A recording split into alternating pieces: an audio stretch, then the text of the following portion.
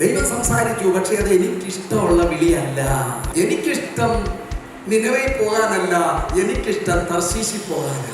എന്റെ പ്രിയമുള്ളവരെ, എന്നെ നിങ്ങളെ പണക്കാരനാക്കാമെന്നൊന്നും കർത്താവ് പറഞ്ഞിട്ടില്ല. നീ പണക്കാരനാകുമെന്ന് ആരെങ്കിലും പ്രസംഗിച്ചാൽ എനിക്കതിൽ വലിയ വിശ്വാസവും ഇല്ല. കാരണം നീ പണക്കാരനായ എന്റെ അർത്ഥം നീ സ്വർഗത്തിൽ മിക്കവാറും പോകത്തില്ലെന്നാ. നീ കാശ് കൂട്ടി വെക്കുന്നവരാണെങ്കിൽ നീ മിക്കവാറും സ്വർഗത്തിൽ പോകത്തില്ല.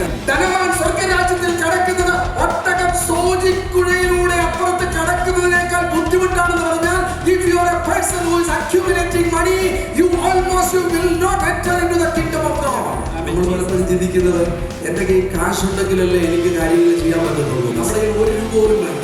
സകല കാര്യങ്ങളും ദൈവത്തിന്റെ വിളി തിരിച്ചറിഞ്ഞാൽ, ദൈവത്തിന്റെ കോളിംഗ് തിരിച്ചറിഞ്ഞാൽ, എന്റെയും നിങ്ങളുടെയും പണമല്ല. ഇംഗ്ലീഷിൽ ഒരു പറച്ചുണ്ട്, if it is his will, it is his will.